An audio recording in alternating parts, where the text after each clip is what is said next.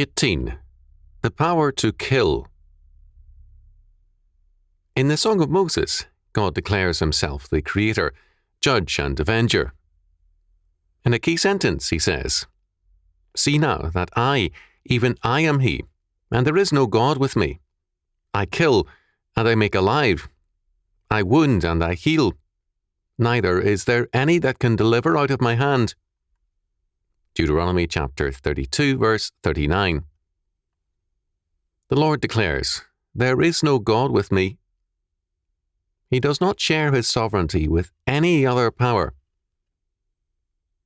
Through Isaiah, centuries later, this same fact is stressed. "I am the Lord, and there is none else." Isaiah chapter 45, verse 18. "There is no God beside me, a just God and a Saviour. There is none beside me." Isaiah chapter 45, verse 21. This emphasis is a necessary one, because original sin is man's claim to be his own God, knowing or determining good and evil for himself. Genesis chapter 3, verse 5.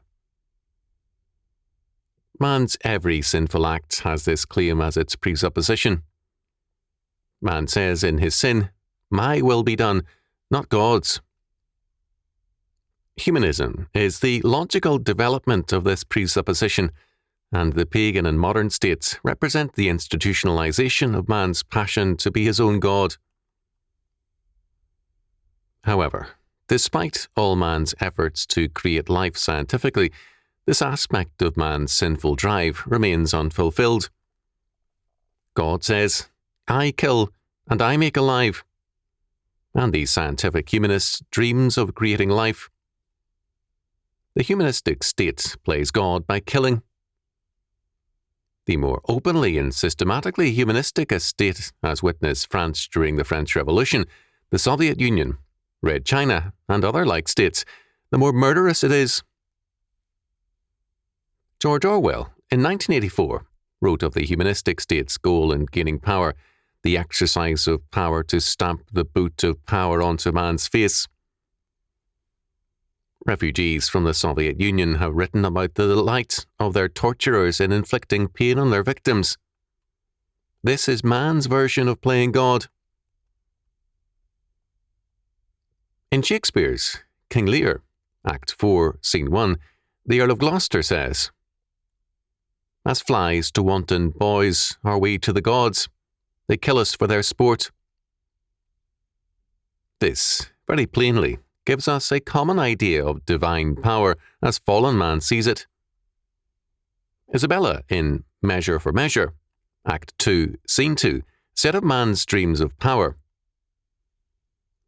"Could great men thunder as Jove himself does? Jove would ne'er be quiet. For every pelting petty officer would use his heaven for thunder, nothing but thunder, merciful heaven. Thou, rather, with thy sharp and sulphurous bolt, splittest the unwengeable and gnarled oak, than the soft myrtle. But man, proud man, dressed in a little brief authority, most ignorant of what he's most assured, his glassy essence, like an angry ape, plays such fantastic tricks before high heaven as make the angels weep."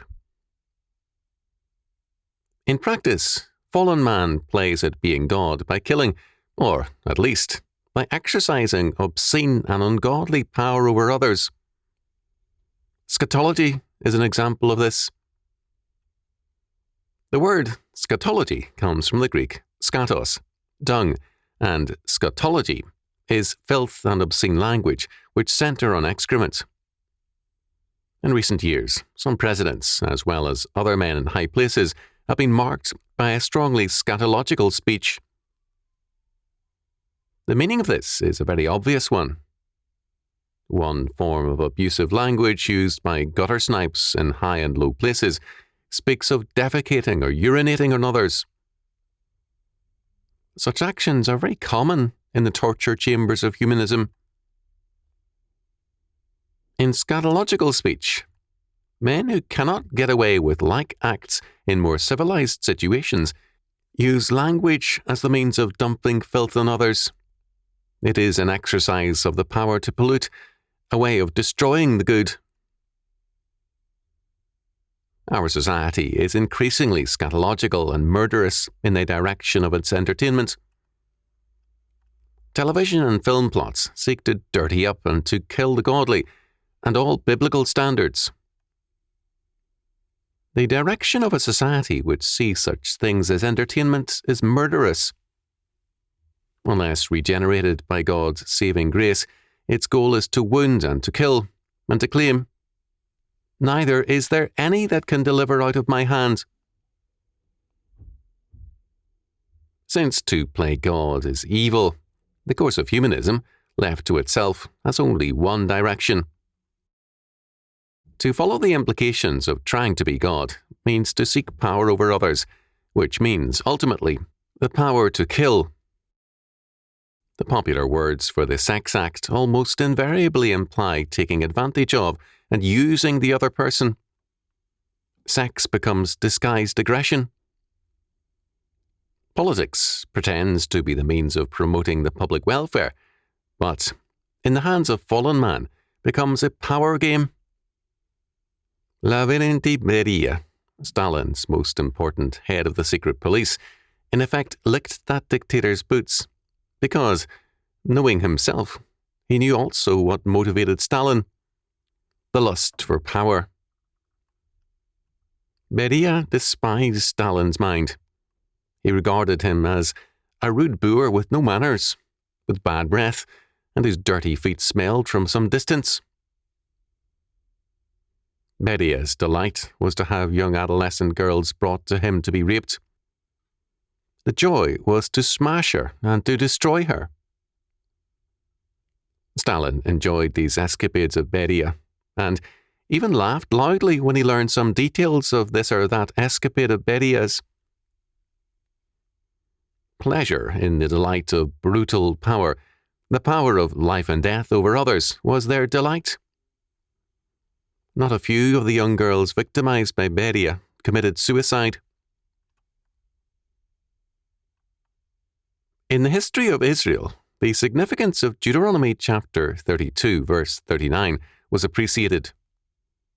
When Naaman came to the king with his letter asking for healing, the king said, "Am I God to kill and to make alive?" 2 Kings chapter 5, verse 7. The issue was healing Naaman of leprosy.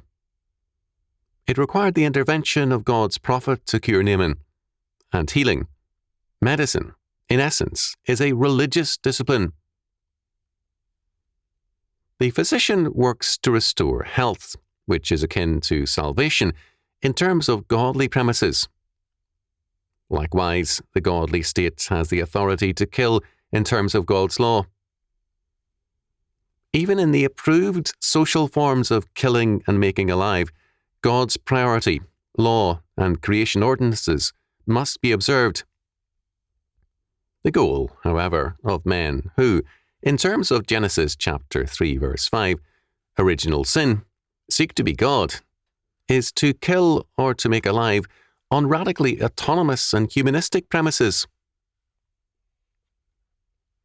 For such men, salvation is by killing, by obliterating all that opposes them.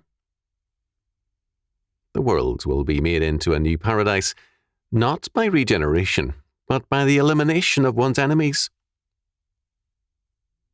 Murder was, however, regarded by the early church as one of the most serious offences.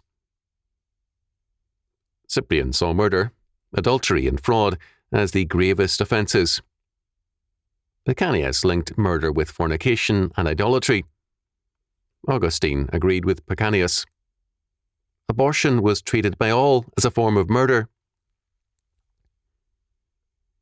Killing a man is serious because man is created in God's image, Genesis chapter 1 verses 26 to 28, in knowledge, righteousness, holiness, and dominion, Ephesians chapter 4 verse 24, Colossians chapter 3 verse 10, Genesis chapter 1 verse 26.